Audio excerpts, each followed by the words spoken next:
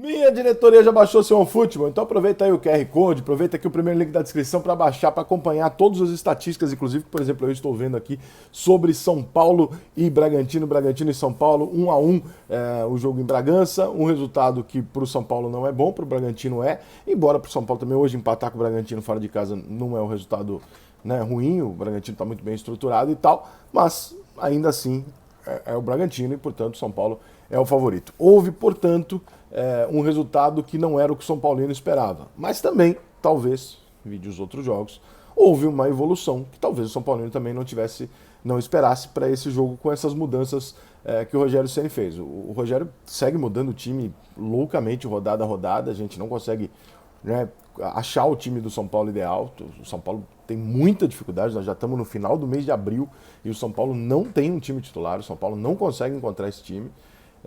O Rogério vai adaptando quando precisa e quando não precisa, ele também faz mudanças. Não tem nenhuma grande justificativa. Por exemplo, o time titular de hoje dá para imaginar que é um time que ele realmente quis colocar em campo, porque o São Paulo não tem nenhum grande compromisso, né, nos próximos dias que justifique isso.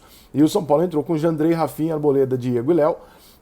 O Colorado na frente, né, da defesa, o Igor Gomes e o Nestor um pouco mais à frente, o Patrick um pouco mais para o lado esquerdo, o Nicão para o lado direito e o Caleri no meio. O Patrick, eu acho que ele não tem mais.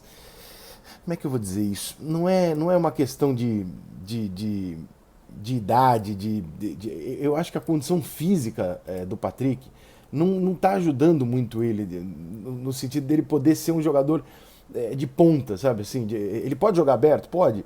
Mas o Patrick, você vê que no toque de bola do Patrick, ele é diferenciado. Você vê que ele coloca, ele dá bons passes, ele arruma, abre bem a jogada, cruza bem e tal. Mas ele não é um jogador de velocidade como é o Nicão do outro lado, né? Então o Nicão vai ser muito explorado para isso. E o Patrick do lado esquerdo, o São Paulo fica diferente do lado esquerdo do que fica do lado direito. Mas esse time do São Paulo hoje funcionou ofensivamente muito melhor do que vinha funcionando. Defensivamente deu brecha? Deu, pra cacete. Tomou um gol com 1 minuto e ainda teve mais 3 oportunidades aí que o Bragantino teve razoáveis de matar o jogo.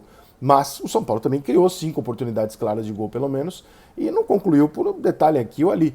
Mas o São Paulo criou, né? O Caleri teve várias bolas que ele recebeu em condição de fazer o gol, etc. Então, foi um time mais ofensivo? Foi.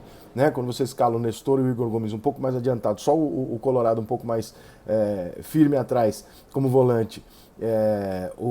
Tudo bem, o Léo na lateral esquerda, ele acaba muitas vezes recompondo ali numa linha né, que às vezes, se preciso, o Léo recua e faz um terceiro zagueiro, mas não era o caso, especialmente para o Rafinha quando ele ia lá para frente. Mas o Patrick não tem essa característica de ponta, mas mesmo assim o time do São Paulo evoluiu bastante do time anterior para esse. Talvez tenha ficado mais encorpado pelo fato de jogar com 2 jogadores abertos, que é algo que eu tenho criticado há algum tempo, né, de dizer, pô, cara, com o Éder e o Caleri não tem amplitude, o São Paulo vai ficar centralizado o jogo inteiro. E nesse jogo não, nesse jogo ele tentou com o Patrick e com o Nicão abrir um pouco mais o jogo, para abrir a defesa do Red Bull Bragantino e tentar uma jogada de filtração, alguma coisa. Várias vezes o São Paulo conseguiu. Gostei muito da qualidade técnica que o Patrick acrescenta ao time. Eu mexeria ali, tentaria, não sei se aberto pela esquerda, tá?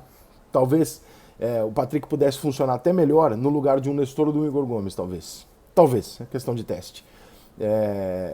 Acho que tem alguma coisa acontecendo com o Rigoni muito difícil de entender, porque terminou o ano passado lá sendo o melhor jogador de São Paulo e esse ano ele mal é utilizado, então não sei se o Rogério que não gosta dele ou se ele está com algum problema físico, pessoal, sei lá, eu sei que não. É estranho, né? Você vê esse cenário onde o São Paulo busca alternativas de jogada aberta, do drible curto, e o Rigoni tá ali e o Rigoni não é uma alternativa. Aí você fala, pô, como é que não é uma alternativa? Ele tem que ser 0-1. Né? Em tese, Luciano, Caleri e Rigoni eram os 3 titulares da cabeça de qualquer São Paulino. E a gente não consegue ver esses caras jogarem juntos, de jeito nenhum. A gente não consegue ver, parece não passar pela cabeça do Rogério que esse time de São Paulo possa funcionar dessa maneira. Eu testaria o Luciano pela esquerda, o Rigoni pela direita, o Caleri centralizado. Eu testaria no meio um volante, que pode ser o Colorado, pode ser o Luan. Enfim, eu gosto pra caralho do Luan, não sei qual é a condição dele depois da contusão, mas eu gosto muito dele. E eu gostaria de ver ali o São Paulo, de repente, com o Sara e o Patrick adiantados não, né? Fazendo aquele eu não vou falar box to box. É isso, é bem respeito. Fazendo aquele área a área ali no meio ali cada um de um lado. Ainda tem algumas dúvidas em relação à defesa, se é melhor o São Paulo atuar com 3 zagueiros, se é melhor o São Paulo jogar com 2 zagueiros, se esse zagueiro é o Léo e o Arboleda perde a posição, se esse lateral é o Wellington ou não. O Wellington ofensivamente é muito bom jogador, ele ainda tem algumas falhas lá atrás e por isso acho que o Rogério Ceni sempre prefere o Léo para começar, né? Depois, quando precisa, o São Paulo precisa fazer o gol, ele bota o Wellington, né, que inclusive fez lá o lance do gol e tal.